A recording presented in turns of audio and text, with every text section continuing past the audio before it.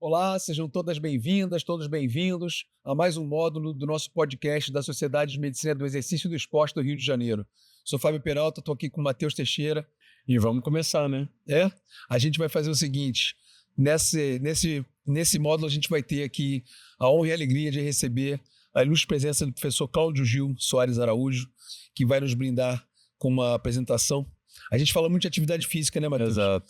Mas a gente discute muito pouco com mais aprofundamento a questão da aptidão física e de como é que isso pode ser um indicador de saúde. Exato. Eu acho que o professor Cláudio Gil é um papa nesse assunto, né? Como outros, né? Então, acho que a gente tem a pessoa certa para o tema certo.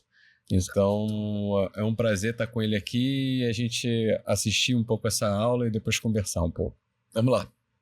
Ok, Fábio, Matheus, colegas da medicina do exercício e do esporte. Eu tenho uma longa história nessa área, né? Ainda era a Sociedade de Medicina Desportiva do Rio de Janeiro, lá na Mensah, vários eventos, né? Então é bacana estar gravando esse podcast, tentando contribuir com a nova geração e também com aqueles da antiga geração que eventualmente podem assistir essa minha apresentação. Vamos começar pelo começo. O título da apresentação é um título que não é tão comum em eventos da área de medicina do exercício e esporte, eu acho que deveria ser muito comum. Nós estamos falando de aptidão física aeróbica e não aeróbica como indicadores de saúde. Eu sou médico e diretor de pesquisa e educação da Clinimex, Clínica de Medicina do Exercício, no Rio de Janeiro. E, volto a dizer, é um prazer participar desse ciclo de palestras, esses podcasts que estão sendo organizados. Fazer uma referência histórica, né? Eu comecei na área com o professor Maurício José Leal Rocha, com quem eu tive a oportunidade de interagir durante muito tempo, e até a grande honra de ele um dia pedir para ser testado por mim. Então, ele deve ter acreditado no aluno dele. Na realidade, meu começo com o professor Maurício Leal Rocha tem mais de 50 anos atrás. Isso foi no Labofise, na UFRJ, na Escola de Educação Física, Laboratório de Fisiologia do Exercício. E vocês veem aí o tamanho do equipamento que servia para medir consumo de oxigênio. Servia para separar a sala, né? Tinha 2 metros cúbicos. Foram bons tempos, eu comecei muito cedo na área, desde o início da minha faculdade de medicina.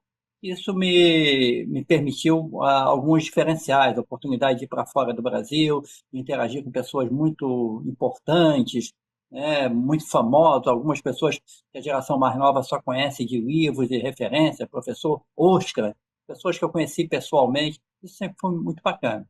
Então vamos avançar agora, né? Nós vamos tentar partir da teoria e chegar à prática, né? Vamos tentar fazer a transição, né? A translação de ciência para a prática. E o primeiro aspecto que eu gostaria de fazer é um conceito. Da mesma maneira que eu ajudei a mudar de medicina esportiva para medicina do exercício e do esporte, como eu vi isso no Canadá nos anos 70, e o Brasil a seguir adotou, há uma expressão que muitas vezes eu vejo as pessoas confundirem. O que é um atleta? E, na realidade, vale a pena destacar o que é o exercitante e o que é o atleta. O exercitante é o indivíduo que faz exercício físico. A definição está bem clara, é aquele que se exercita. Já o atleta, como eu propus num artigo junto com Jürgen Scharhag, que atualmente é professor titular da área de medicina do exercício e esporte na Universidade de Viena, publicamos isso em 2016, nós propusemos uma definição operacional para a pesquisa e até para o dia a dia. O atleta tem de atender 4 critérios simultâneos para ser chamado de atleta. Tem que estar treinando para melhorar seu desempenho, tem que estar participando de competições, tem que estar registrado numa federação, numa confederação, algum tipo de agremiação. Mas o mais importante é que o esporte o esporte competitivo é a sua principal atividade de vida, seu principal objetivo de vida. Isso faz com que ser atleta, na realidade, é uma profissão. Não é uma característica física, é uma profissão. Então, acho que essa foto aí, ilustrando uma das grandes maratonas do mundo, quase todas elas são assim, 10, 20, 30, 50 mil pessoas, mas você tem 50 na linha de frente, esses são os atletas. Esses são os que vão disputar a medalha, vão disputar o pódio. Os outros são os figurantes do filme, são os exercitantes. Você vai fazer em 3 horas, vai fazer em 4, vai fazer em 4 e meia, não muda o enredo do filme. é simplesmente a satisfação pessoal.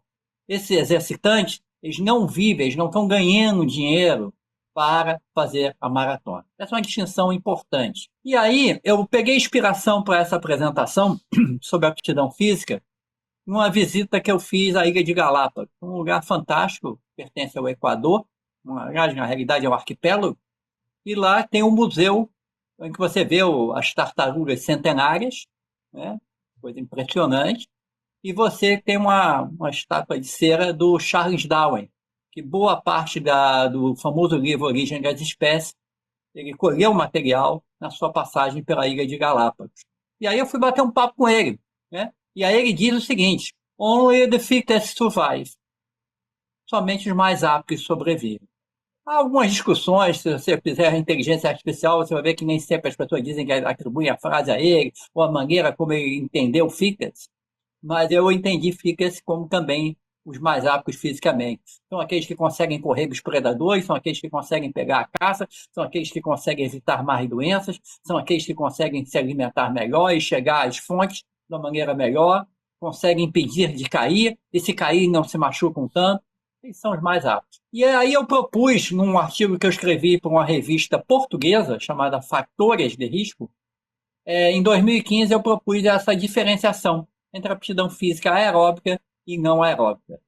Boa parte do que eu vou falar está ligado, eu vou apresentar alguns dados de pesquisa agora, estão ligados à coorte de exercício da Clinimex, que foi iniciada em 1994 e que tem mais de 10 mil indivíduos testados, 2/3 homens, um segmento mediano de 14 anos, uma idade que vai de 6 a 99 anos de idade.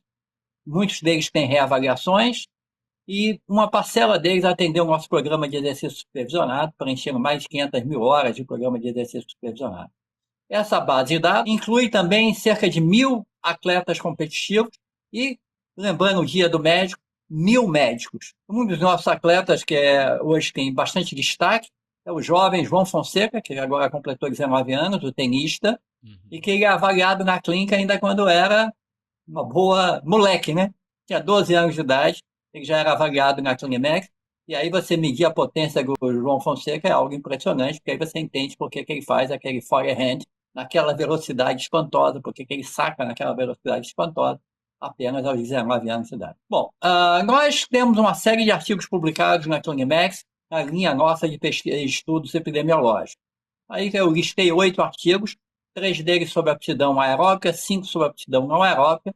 Eu vou focar nessa apresentação naquilo que é menos conhecido, que é a aptidão não aeróbica. Mas não posso deixar de falar do aeróbico. E aí escolhi alguma coisa para falar do aeróbico, não especificamente dos nossos estudos, que é o ponto ótimo cardiorrespiratório e o gradiente de frequência cardíaca, mas vou falar um pouco do mais famoso VO2. E aí a gente tem a classificação da aptidão física, tal como eu proponho, em aeróbica e não aeróbica. E não aeróbica seriam os componentes força, potência muscular, flexibilidade, equilíbrio e composição corporal. Eu não gosto da expressão cardiorespiratory fitness. Como é que eu não gosto? Eu acho que a aerobic fitness é muito mais adequado, porque envolve o metabolismo, a utilização de oxigênio a nível muscular e não só cardiorrespiratório. E também não gosto da aptidão musculoesquelética, porque ela não considera exatamente o equilíbrio e ela talvez, certamente, ou muito provavelmente, não considera a composição corporal. Para quem tiver interesse em ver um pouco sobre a nossa avaliação, dá uma olhadinha nesse link ou entra no YouTube e procura no canal da Clinimex, que é um vídeo de 2, 3 minutos ilustrando nossa avaliação e todos os nossos procedimentos. Vamos falar um pouquinho então do aeróbico. E aí eu devo contar uma historinha para vocês, né? Eu tinha 15 anos de idade, estudava no colégio de aplicação, e aí eu sempre gostei de ir nas livrarias, ficava olhando os livros, e aí eu tive contato com o livro Aerobics, do Kenneth Cooper, né? E aí fui aprender um pouco sobre o Kenneth Cooper, e aos 16 anos eu fiz o meu primeiro teste Cooper no colégio de aplicação, isso em 1972, e depois eu tive chance, quem diria, né, de estar com o autor do livro, dividir uma mesa com ele em um congresso mundial de cardiologia, e várias vezes depois eu tive chance de interagir pessoalmente com Kenneth Cooper, né, que é um nome importante nessa área. Mas dentre os vários artigos publicados sobre aeróbico e saúde, eu destaquei 2 para essa apresentação. Um é dos nossos parceiros, o Jari Laukinen, da Finlândia, e Sektor Knudsen, atualmente em Manitoba, mas originalmente de Gana. E eles fizeram uma análise, uma meta-análise de 37 estudos envolvendo 2 milhões, mais de 2 milhões de participantes, com o VO2 medido. E o que eles observaram? Para cada um MET que você aumenta em estudos observacionais o VO2 máximo, você reduz a mortalidade em 10%. Então, essa é uma conta fácil e simples de passar para qualquer pessoa. Mas eu gosto muito desse outro estudo, porque ele fez algo um pouco diferente. A grande maior parte dos estudos divide a população em tercis, em quartis ou em quintis. Esse eles dividiram um pouco diferente.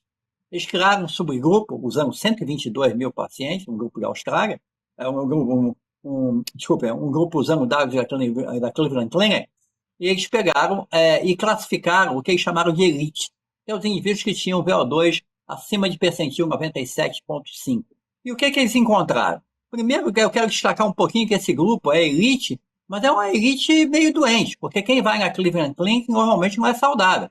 Ou seja, 5% deles tinham feito revascularização miocárdica, 10% tinham doença coronária, 31% tinha dislipidemia, 26% eram hipertensos. Ou seja, era uma elite não exatamente de saúde, mas uma elite de VO2. Aqueles que estavam com VO2 na distribuição dos dados acima de percentil 97. E aí, o que você observa? Os valores não são tão impressionantes assim. Né? O que você é para ser elite? Você tem que ter 50 anos de idade, 50, 60 anos de idade, mais de 13 MECs se for mulher, e mais do que 14 MECs se for homem. Qualquer um que corre uma maratona, provavelmente, completa em torno de 4 horas, alguma coisa assim, está nesse patamar. Quem faz uma meia maratona sub 2 horas, está nesse patamar, provavelmente. E aí você vai ver os indicadores de mortalidade. Vejam bem, o grupo de baixo, ou seja, percentil baixo do VO2 máximo, eles tinham 23% de mortalidade, versus 2,6% no grupo elite. Mas o que me chama a atenção é que o grupo de alto desempenho, mais de 75% do VO2 na distribuição, eles tinham o dobro da mortalidade do grupo elite. Ou seja, quanto maior o VO2, é melhor para a sua sobrevida. A diferença é marcante. Quando a gente discute, por exemplo, hipertensão arterial, se eu passar de 120 para 130, eu aumento o risco em 5%. Aí nós estamos falando de 10 vezes taxa de mortalidade. 10 vezes, não é erro. 10 vezes taxa de mortalidade. E aí eu vou botar um dado não publicado ainda, e preliminares. O que acontece com a coorte da Clinimex? Que a Clinimex a gente pega gente saudável e gente doente. E olha aí, praticamente ninguém morre nos homens entre 40 e 75 anos de idade, você tem mais do que 12 MECs, e nas mulheres você tem mais do que 8 MECs, num segmento às vezes de 20 anos. É uma apólice seguro valiosa. E aí nessa tabelinha eu ilustrei. Eu não estou nem pegando os 2% melhor, como o grupo de Cleveland pegou. Estou pegando 10%, 20% da amostra que tem bons resultados, e a mortalidade é dramaticamente diferente, num segmento mediano de 12 anos. Ou seja, se o indivíduo aparecer para consulta com você, para avaliação para você em medicina do exercício e do esporte, ou em qualquer área da medicina, e você descobre que ele tem um VO2, um homem acima de 12 MECs, uma mulher acima de 8 MECs, você pode esperar que é muito pouco provável que ele tenha uma morte por qualquer causa nos próximos 10 anos. E se for por morte natural, menos provável ainda. Bom, agora vamos para o não aeróbico, que é a nossa praia mais recente, onde a gente tem trazido contribuições cada vez mais relevantes. Eu vou mostrar para vocês muito em cima do teste de sentar e levantar, que é um procedimento que nós desenvolvemos, que ao mesmo tempo avalia os 4 componentes não aeróbicos: força, potência muscular, flexibilidade, equilíbrio e composição corporal. O teste de sentar e levantar é feito com o indivíduo descalço, sem meias e com roupas confortáveis. Simplesmente você pede para ele sentar no chão e se levantar como ele acha que ele consegue fazer. O objetivo é conseguir fazer com o menor número de apoios possível, não usando a mão, não usando o joelho, e sem se desequilibrar. E o mais importante, a velocidade de execução não está sendo avaliada. Ele tem que sentar limpo e levantar limpo, ou seja, sem sujar o movimento, sem encostar uma mão, sem encostar um joelho, sem botar uma mão na coxa, sem encostar a lateral da perna no chão. Esse é o ideal. E aí você começa de 5 pontos, para cada apoio que você coloca, você perde 1 ponto, para cada, se há desequilíbrio, você perde meio ponto. Então, é 5 pontos para sentar, 5 pontos para levantar, você tem um score composto de 0 a 10. Isso é ótimo, que as pessoas entendem com muita facilidade. Ah, por que eu tirei 8? Ah, porque eu botei uma mão para sentar e eu botei uma mão para levantar. Perdi 2 pontos. Então, o objetivo, o que você pode esperar? Nós já publicamos normas para valores de referência para várias faixas etárias, etc. Mas, para ter uma ideia bem prática, se você tem entre 51 e 60 anos de idade, o que você deve esperar? Fazer um score 8. Se fizer um score 10, melhor ainda. Mas se conseguir sentar e levantar com a mão só, já é um bom resultado. E aí agora eu vou trabalhar em cima de 5 artigos novos. O primeiro é esse de 2014, publicado no European Journal of Preventive Cardiology, online first em 2012 e finalmente publicado em 2014, com teste sentar e levantar. Um paper que nós publicamos no British Journal of Sports Medicine, com equilíbrio em 10 segundos num pé só. Um trabalho mostrando a importância da flexibilidade na relação com sobrevida. É o primeiro estudo na literatura mostrando a relação entre flexibilidade e sobrevida. Um estudo comparando potência muscular e força como preditores de mortalidade, publicado no Mayo Clinic Proceedings, na edição centenária desse famoso jornal. E o mais recente, que é a versão atualizada do sentar e levantar, agora predizendo morte também por causas naturais e por doenças cardiovasculares. Esse é o estudo de 2014. As curvas Kaplan-Meier são muito evidentes, diferenciando os scores 0 a 3 com o score 8 a 10. É bastante impactante a diferença de sobrevida, a razão de risco. Aí uma comparação entre o estudo de 2012 e 2024, com as datas em que eles foram submetidos. Você vê que dobra a amostragem, mantém a proporção de homens e mulheres, muda um pouquinho a faixa etária, porque como eu aumento o follow-up, eu tenho o follow-up agora dobrou, passou para 12 anos, o primeiro era 6 anos, eu tenho que trazer para uma população um pouco mais jovem. E se eu começo a testar alguém com 90 anos e quero avaliar 20 anos no segmento, ela quase certamente morreu, por mais apto que ela seja fisicamente. Então, isso é uma coisa que alguns estudos não consideram, a gente tem muito cuidado com isso. E aí, agora a gente conseguiu controlar muito mais variáveis clínicas e as mesmas curvas Kaplan-Meier abrem. E o mais interessante é o seguinte, um score 10, 3,7% de mortalidade. O score 0, 10 vezes mais mortalidade. Score 0 é quem não é capaz de sentar e levantar do chão por si só. Aí eu vou botar 2 dados assim, separados, que eu acho que eles ajudam a entender um pouco melhor. Veja o que significa um score 0 para a nossa amostragem. Um score 0 para a nossa amostragem, ele significa o seguinte, que eu tenho um indivíduo com um resultado que é 0, ou seja, ele não consegue nem levantar nem sentar do chão, e 34% deles morreram no segmento aí no caso, de 8 anos. 4,3% de mortalidade, é quase igual à insuficiência cardíaca. E aí, quando você vai para a situação com score 10, próximo, você vê que 0,08 deles morreram, ou 0,01% ao ano. Ou seja, 4 dos 480 indivíduos morreram no segmento de 8 anos quando ele tem o score 10. Ou seja, se você tem um score 10, não sentar e levantar, vamos pensar em cuidar, outras coisas e tal, mas você não está provavelmente em risco de vida. Então, essa é informação clinicamente muito relevante. Equilíbrio. Próximo. Nós testamos o equilíbrio em 10 segundos, tanto pode ser no pé direito ou no pé esquerdo, e separamos aqueles que conseguiam daqueles que não conseguiam. E o que nós observamos? Uma diferença expressiva em termos de Kaplan-Meier, e quando controlado para todas as outras variáveis, comorbidades, etc., nós tínhamos um risco que era 84% maior de óbito num período de segmento, que no caso foi 7 anos, para aqueles que não conseguiam ficar num pé só. Por que isso acontece? Porque provavelmente caem mais, cair é uma complicação clínica relevante, quebra alguma coisa, tem inatividade, faz sarcopenia, faz dinapenia, perde força e potência muscular, isso provavelmente está ligado a essa morte. Isso é muito fácil fazer no consultório, uma consulta, até em larga escala, até numa empresa. Quem consegue ficar 10 segundos num pé só? E aí a gente vê aí, como eu disse, a relação é de a razão de risco é 1,84, ou seja, 84% mais de chance de morrer, um estudo com diversas variáveis bem controladas. Flexibilidade.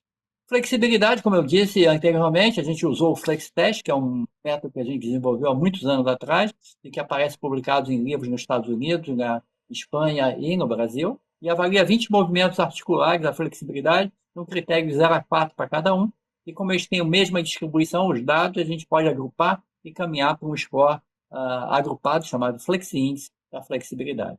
E aí o que a gente vê que tanto para homens e mulheres há uma grande diferença nas curvas de mortalidade, especialmente para mulheres. As mulheres muito flexíveis tendem praticamente a não morrer. E lembra, né? As mulheres normalmente têm 5 anos mais de expectativa de vida do que os homens. E as mulheres são 35% mais flexíveis que os homens. Será que isso é mera coincidência? É um bom tema para discussão.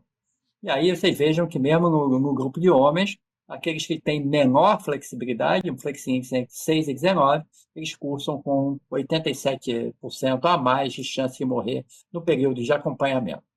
Força e potência muscular, é interessante destacar qual é a diferença, lembrando a física básica, que potência é força vezes velocidade. Se eu faço uma rosca bíceps com 4 kg ou 5 kg, se eu fizer mais rápido, eu estou usando mais potência, a força é a mesma. Então, o componente de velocidade é que diferencia a potência. E aí, o que a gente mostrou? As curvas superiores aí desse diagrama são os Kaplan-Meier, curvas de sobrevida para a potência, e os de baixo são para a força. É muito mais discriminativo potência do que força, medida pelo hand grip. Vejam que nós medimos também a potência nos membros superiores, então é o único estudo na literatura que compara força e potência no mesmo segmento, e nos mesmos indivíduos, na mesma condição, etc. Então, possibilitou uma comparação bem rica, próximo e controlando todas as comorbidades relevantes. E vejam aí o que a tabela nos ilustra, que nós temos uma razão de risco um pouco aumentada quando você tem baixa força, aí sempre expressa em relativo ao peso corporal, senão fica uma coisa meio maluca de comparar. Tem que sempre expressar a potência, a hand grip e tal, em relação ao peso corporal, que nem o VO2 em mililitros por quilograma minuto de peso. Então, aí o que a gente tem? Já na potência, nós estamos falando de indicadores na faixa de 5 alto, 6, quase 7 vezes mais mortalidade quando a potência é baixa.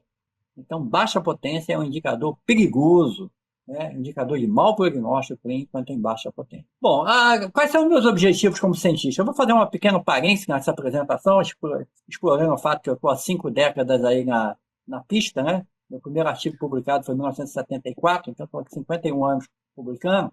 O cientista sempre gosta de ser citado, mas eu acho que é muito interessante você ser utilizado, aquilo que você criou ser utilizado, e ser lido, e principalmente ser mencionado, porque no momento que aquilo aparece na mídia, aquilo se multiplica com muito mais facilidade, né? Às vezes eu vejo com pena algum artigo publicado, muito bom, vou ver o número de downloads do artigo, 30, 40, então o pessoal, os amigos que leram o artigo. Quantas teses existem prontas nas prateleiras que ninguém nunca abriu para ler? Então, isso pode ser um desperdício de recursos, desperdício de uma série de coisas, desperdício de conhecimento. Então, eu valorizo muito essa questão de abordar isso. Então, eu fico acompanhando. Por exemplo, o nosso índice ponto ótimo cardiorrespiratório já apareceu em 11 trabalhos no PubMed, e vários deles participam da autoria.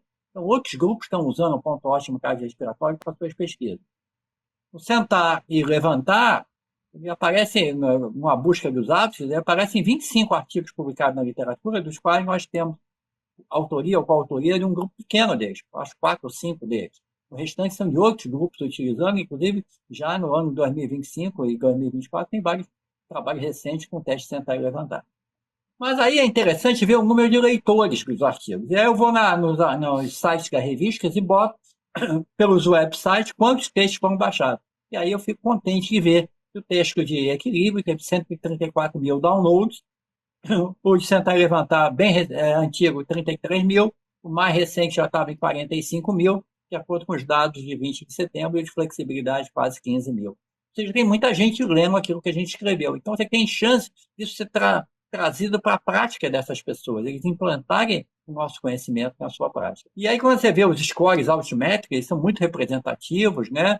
O número de posts, por exemplo, no X, o número de pessoas que foram potencialmente alcançadas por essas postagens, mais de 5 milhões no artigo de equilíbrio, e o ranking do artigo do Altimetric Score, né? Nós temos 4 artigos atualmente em percentil 99, 4 artigos em percentil 98, que foram produzidos na ClinMax. Ou seja, esse artigo do equilíbrio, 1 em cada 20 mil artigos publicados em qualquer área de conhecimento, teve o mesmo impacto midiático do que esse artigo nosso de equilíbrio. E aí a gente tem o Dunnett do Altmetric mostrando 9 dos nossos artigos, como é que eles repercutiram na mídia, quantas histórias, quantos outlets. Né? A gente já apareceu já em mais de 60 países do mundo, são cerca de 1.500 histórias publicadas com matérias com nota. E aí, algumas histórias em lugares muito importantes, como, por exemplo, o Daily Mail de Londres, e dois que, para mim, que são os principais jornais do mundo, que eu, pessoalmente, eu assino, que é o The Guardian. Nós já saímos 2 vezes no The Guardian com matérias notas, e algumas vezes já saímos também no Washington Post, que é outro jornal de alto porte. Então, é a produção científica brasileira na área de ciência do esporte, na área de medicina do exercício e do esporte, se destacando e sendo reconhecida no mundo inteiro. Eu acho isso bacana, a gente levar essa imagem do Brasil. E também grandes nomes da ciência, como o Eric Topol, ele fez um post muito bacana sobre o nosso artigo recente, né? Ele que estuda a questão da super agers, longevidade, health span. Né? É bacana que esses indivíduos postem isso, aí dá uma multiplicação enorme na visibilidade do nosso trabalho. Mas em medicina a gente é acostumado com insuficiência cardíaca, insuficiência respiratória, renal e hepática, e eu queria destacar agora uma nova expressão médica, insuficiência física. Se a sua aptidão física não é boa, você tem insuficiência física. Isso é tratável, e como é que a gente trata isso? Primeiro, é importante avaliar. Isso, interessantemente, é muito pouco feita a avaliação da aptidão física. E para não aeróbica, você tem um teste sentar e levantar, e se o resultado é ruim, você parte para a relação cintura-altura, você pode ir para o flex test, você pode ir para a força de pressão manual, você pode ir para a potência muscular, para ver qual daqueles componentes estão comprometidos e que levam a um resultado inadequado no teste sentar e levantar. Para ser considerado fisicamente apto, a gente tem que ter bons resultados em todos os testes, em todos os componentes da aptidão física. Não adianta tirar 10 em matemática e ser reprovado em português, você não vai passar de ano. Né? Os 10 de matemática, os 5 acima do mínimo para passar, não são transferidos para outra matéria. Então, a gente precisa. E aí eu chamo a atenção o seguinte, que exercício, qual é a relação entre exercício físico e aptidão física? Às vezes as pessoas acham até que é a mesma coisa. Há uma associação forte, mas observe, nem todo atleta é fisicamente apto. O maratonista, frequentemente, é muito pouco flexível. E por aí vai. Quem é muito flexível, raramente é bom na maratona. Nem todo exercitante é fisicamente apto. E é possível ter alta aptidão em um dos componentes e baixa aptidão nos outros. Então, é necessário avaliar. Então, vamos dizer assim, dentro do menu da medicina do exercício e do esporte, um dos itens mais fortes deveria ser o conhecimento e a prontidão para fazer avaliações de aptidão física. E o que é mais importante para a saúde? Exercício físico regular ou aptidão física? Aí que é interessante, aptidão física. Porque os desfechos, a gente pode dizer o seguinte, exercício físico regular é bom para a saúde, mas ótimo para a saúde é ter aptidão física alta. O exercício é um meio para chegar a uma boa aptidão física, porque os desfechos em saúde estão ligados à aptidão física. Da mesma maneira que eu não digo assim, olha, todo hipertenso eu vou tratar com a mesma medicação e a mesma dose, para chegar ao nível adequado de pressão arterial, provavelmente não vale para todo mundo os 150 minutos de aeróbico e 2 sessões de exercícios resistidos por semana. Talvez alguns precisem de meia hora, outros precisem de 300 minutos. Então, como é que eu vou saber quem precisa o quê? Respeitar a individualidade biológica e fazer uma avaliação da aptidão física e aí definir um programa de exercício individualizado, ou pelo menos mais personalizado, para que você possa alcançar os objetivos. Como mostra aquele estudo que eu mencionei, da Cleveland Clinic, a razão de risco é muito maior para baixa aptidão física do que até ter doença coronariana. Então, a prioridade na atenção médica deveria ser saber como é que você se exercita e qual é a sua aptidão física. E, a partir daí, você saber se ele fuma, se ele tem diabetes, se ele tem hipertensão e tratar essas coisas. Mas se não tratar a baixa aptidão física, provavelmente nós temos que fazer uma prática médica bem restrita. Para melhorar a aptidão física, é necessário se exercitar. Então, aí a gente confirma a ideia do Charles Tao, onde fica esse vai. Somente quem tem boa aptidão aeróbica e boa aptidão não aeróbica tendem a sobreviver por mais tempo. Foi um prazer estar com vocês e estou à disposição aí para a gente fazer uma interação. Que beleza, professor. Muito obrigado. O professor se destaca pela excelência, claro, mas uma coisa que eu fui aluno de graduação dele, me chama a atenção a generosidade, essa preocupação em compartilhar conhecimento. E agradeço muito, professor, mais uma vez aprendendo aqui. Bom, destacar que a gente vive uma pandemia de insuficiência física, né? Isso. Eu acho que em alguns lugares é endêmico, né? Tem até estudos mostrando o impacto disso no custo para a saúde pública, especialmente. E eu entendo isso. A gente não gerencia muito bem se a gente não consegue medir. Então, eu acho que o que falta é uma mensuração mais adequada, né? Uma avaliação mais pormenorizada, que é como que você faz. Eu anotei uma pergunta que vai um pouquinho para essa questão de aptidão física,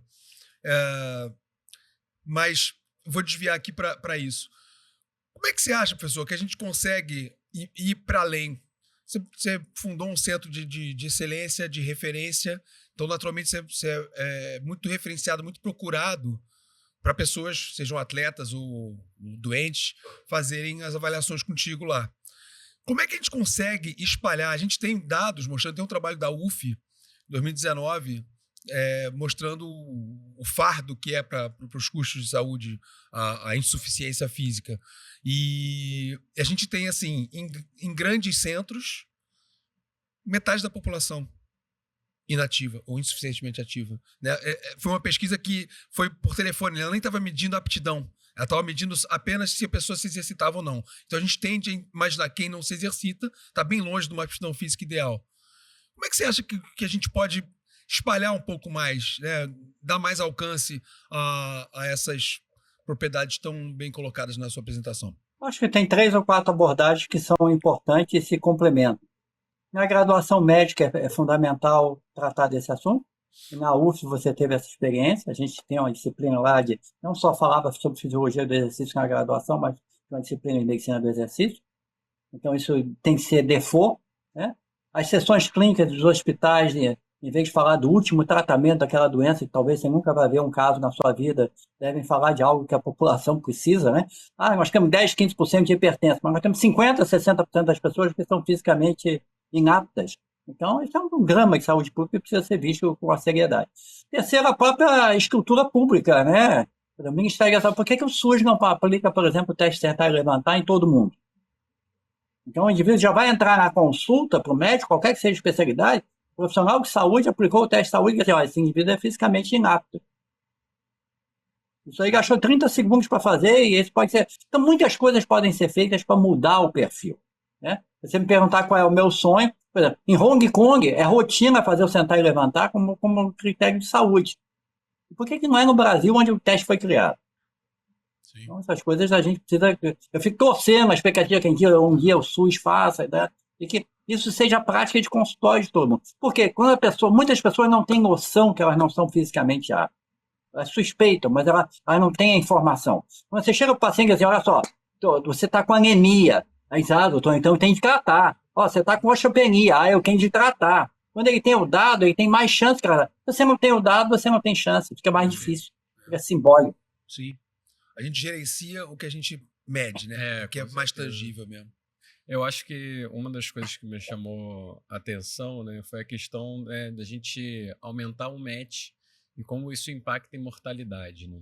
Eu costumo dizer isso muito no consultório, né? Quando a gente faz exercício físico, a gente busca a aptidão, né? A gente tem que buscar esse match a mais, né? Porque isso está diretamente ligado à mortalidade. E aí eu queria fazer uma pergunta, professor, falando um pouco sobre isso, né? A questão assim, como a parte aeróbica e não aeróbica tem que estar andando juntas, né? Porque às vezes você tem que ter fortalecimento para ganhar também na parte aeróbica, né? A gente vê muito isso quando faz treinamento, não só de doentes, mas também de atletas, né? A gente tem que melhorar a parte de flexibilidade para ter ganhos na frente, né? Eu queria saber um pouco como que é isso dentro da prática do senhor, né? Que o senhor tem para orientar a gente. Eu acho que sua pergunta é ótima, Matheus. E você tem uma vivência, vou pegar uma vivência tua, por exemplo, futebol.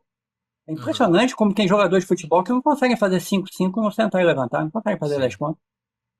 Ele tem limitação de flexibilidade. Aí tem, eu não tenho tempo para treinar flexibilidade. O cara corre maratona, treina 10 horas por semana aeróbico, faz 70 km por semana. Assim, vem cá, faz 65 km e dedica 30 minutos, 5 minutos por dia à flexibilidade. porque senão você vai ficar em recuperação, cara, você não vai passar de ano. Sim. Então, e olha só, é muito mais fácil você melhorar a flexibilidade que você tem ruim do que você reduzir teu tempo na maratona, que você já faz há não sei quantos anos. Você já treinou tanto. Então, a gente tem que tentar ter esse balanço de todas as variáveis. Por quê? Se o indivíduo é capaz, aos 70 anos de idade, de pedalar um ciclo estacionário muito bem, fazer uma aula de spinning, mas se ele não tiver equilíbrio e cair, ele vai quebrar a perna, ele vai morrer disso. E se ele não tiver flexibilidade, ele não amarra o sapato dele, ele tem que usar mocassim sem cadastro, porque ele não consegue amarrar o sapato. Então a autonomia fica restrita. Então essa visão, talvez até numa parte final da vida, seja mais importante a aptidão não aeróbica e tal.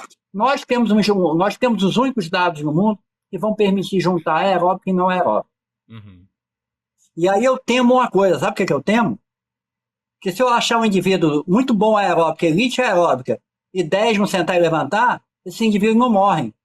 E aí eu não consigo calcular a razão de risco. Você tem que achar para alguns mortos para poder calcular a razão de risco. Sim. Se ninguém morrer, não dá para dividir por zero. É verdade. Mas assim, isso é engraçado, porque eu tive no Japão, né, esse início de ano, para turistar, né, não fui para nada profissional, mas assim, como essa cultura da flexibilidade, o professor, né, pode falar um pouco isso, né, dos países asiáticos, é levado em consideração, né? A gente foi ver o campeonato de sumo, né, e todo mundo senta em almofadas e ficam sentadinhos ali, e para você sentar ali, né, é muito difícil para quem não tem flexibilidade, eu falo por mim, né? E assim, é extremamente difícil para ficar sentado aquele tempo, né? E você vê como os japoneses ficavam sentados e como isso impacta a imortalidade, né? Que saiu agora recentemente um artigo até de mídia mesmo falando quantos centenários tem naquela população, né? Obviamente não é só isso, né? Tem questões de alimentação e tudo mais, mas isso certamente está influenciando, né, professor? Com certeza. Os asiáticos, até em alguns lugares, na China, por exemplo, não tem vaso sanitário convencional. Você tem que fazer agachamento para sentar no vaso. Seja para urinar ou para fazer qualquer coisa, você senta. E aí eu vou deixar essa pulga atrás da orelha de todo mundo. As mulheres vivem 5 anos mais que os homens. A mulher tem menos hemácia, a mulher tem mais osteoporose, a mulher tem menos força, a mulher tem menos potência, a mulher tem menos VO2. Por que ela vive 5 anos a mais? Ela tem 35% a mais de flexibilidade. Ok. Será que é isso que está ajudando a explicar esse fenômeno? Olha que coisa interessante. Sim. Verdade. Sair daqui alongando, hein, Matheus? Eu acho. Professor, muito obrigado mais uma vez. Foi um privilégio conviver aqui, passar esse tempo assistindo. Ter mais uma vez esse privilégio, né, Matheus? Pô, eu acho fantástico, né? Ter o professor aqui, né? Uma referência mundial, né? É aqui do Rio de Janeiro. Sim. Eu acho que e ter a gente poder estar conversando e passar isso, né, no Instagram depois, né, da Smerge vai ser fantástico. Assim. Muito obrigado mesmo, professor. Mas é isso, botar ali. Já foi citado em outros módulos aqui do podcast. Isso, sempre já citado. Foi citado. Sempre citado. Vai seguir, vamos espalhar a palavra. Não é isso? Obrigado.